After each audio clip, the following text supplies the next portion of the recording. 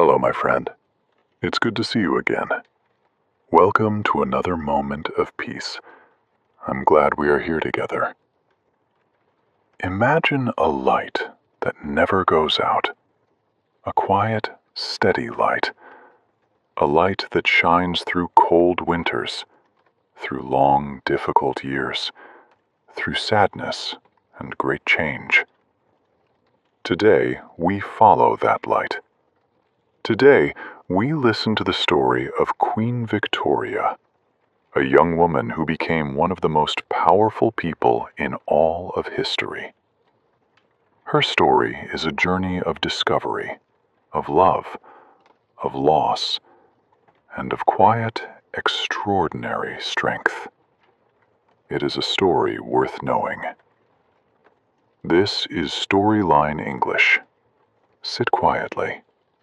Breathe slowly, and let the story begin.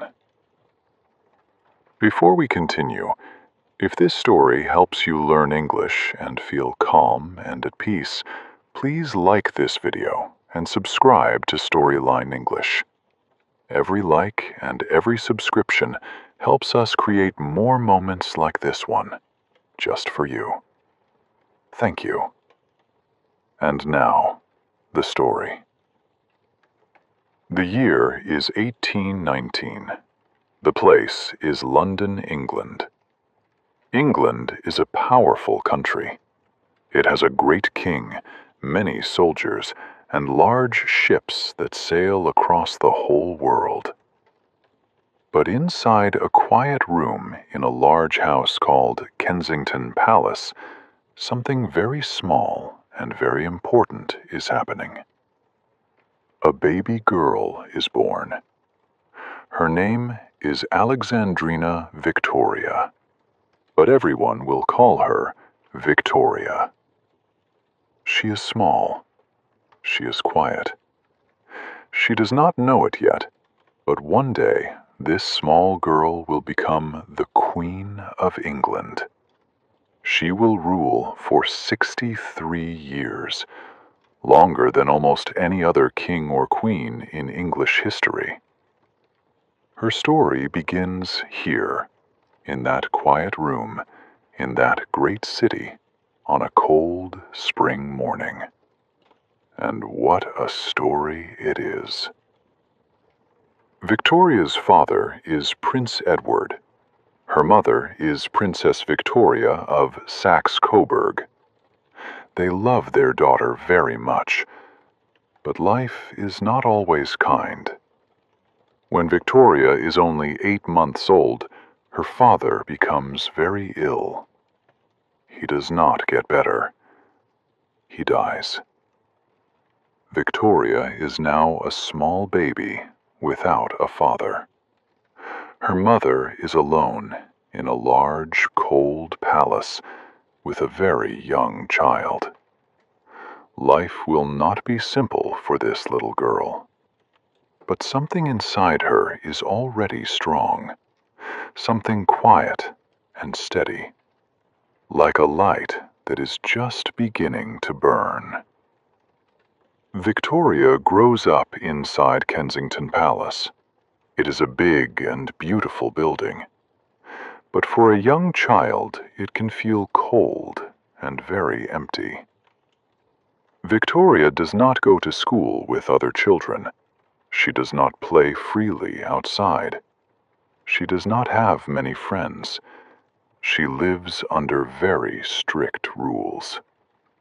Her mother and a man named Sir John Conroy make all the decisions about her life.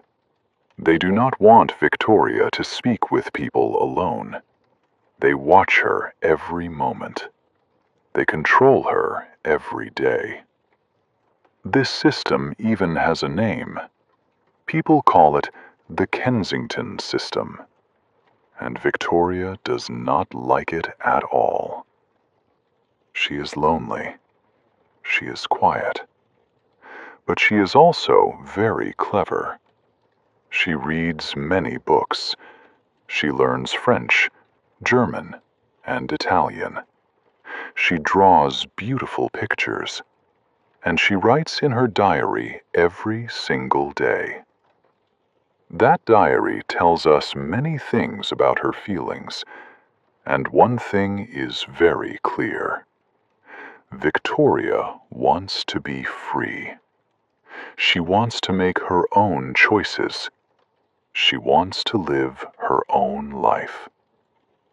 In those early years, she has one true and loyal friend, a small dog, a spaniel named Dash. Dash does not judge her. Dash does not control her. Dash simply stays quietly by her side. And sometimes, in a lonely life, that is enough. But Victoria's world is about to change. The old King of England, King William IV, is getting older and weaker, and Victoria is his closest relative. Everyone in England knows what this means. Very soon, this lonely young woman will become queen. But is she ready for that journey? On the morning of June the 20th, 1837, Victoria is sleeping. She is only 18 years old. She is still a young woman. She does not know what this morning will bring. But then, very early, there is a knock at her door. Two men arrive. They bow their heads, and they tell her the news. King William IV is dead. Victoria is now the Queen of England. She listens. She is calm. She does not cry. She sits tall and still. She says only 4 words. I will be good. 4 small words, quiet and strong. And those 4 words say everything about her character. That same day, Victoria holds her first meeting with her royal advisors. These are older men, serious, experienced men. They expect a nervous young girl. But Victoria surprises them. She sits at the head of the table. She speaks clearly. She listens carefully. She makes decisions with real confidence. The men are amazed. This is not a nervous girl. This is a queen. Victoria moves out of Kensington Palace. She moves to Buckingham Palace. For the first time in her life, she has her own room. She makes her own schedule. She feels, for the first time, truly free. The Kensington system is over. A new adventure is beginning, and the whole world is watching this young woman take her first steps into history. A queen needs many things. She needs wisdom. She needs strength. She needs good advisors. But Victoria also needs something more personal. She needs a partner, someone to stand quietly beside her, someone to truly understand her. In 1839, a young man comes to visit her at the palace. His name is Prince Albert of Saxe-Coburg and Gotha. He is Victoria's cousin. He is tall, quiet, and thoughtful. He loves music, science, and art. He is kind. He is serious. He is not like the loud and easy men of the royal court. Victoria sees Albert, and she feels something she has never felt before. That night, she opens her diary. She writes that Albert is wonderful, that his eyes are full of intelligence, that she feels happy and free when she is near him. In those days, a queen must ask first. A queen cannot wait. And so Victoria asks Albert to marry her.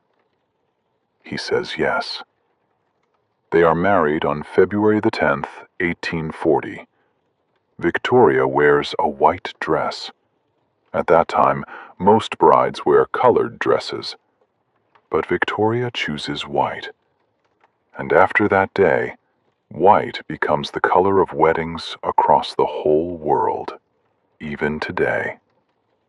Together, Victoria and Albert are a strong team. He becomes her closest advisor, her greatest support, her best friend. They have 9 children together. For many years, Victoria is not just a queen. She is a wife, a mother, and a woman who is deeply, truly happy. But happiness, as we all know, does not stay forever. In December of 1861, Prince Albert becomes very ill. He is only 42 years old. He is not old. He is not weak. But he grows sicker every day. Victoria sits by his side. She holds his hand. She watches him carefully. And on December the 14th, Albert dies.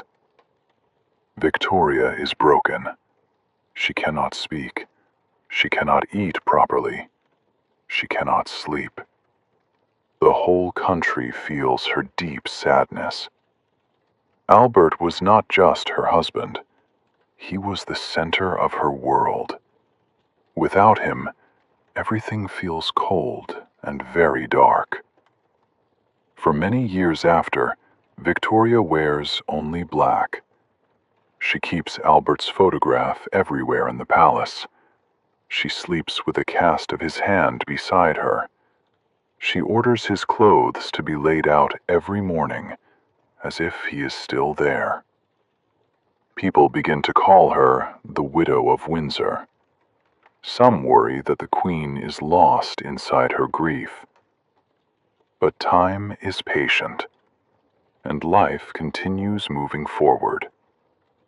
Slowly, Victoria begins to return. She has a country to lead. She has children who need her. She has important work still left to do. She does not forget Albert. She never forgets him. But she learns to carry his memory gently, like something precious and dear. And she continues, step by step, day by day. Perhaps this is her greatest act of courage. Not her power, not her crown, but simply continuing. Victoria rules England for 63 years. During her reign, that is the word for a monarch's time in power, England grows stronger and larger than ever before. This period in history has a name.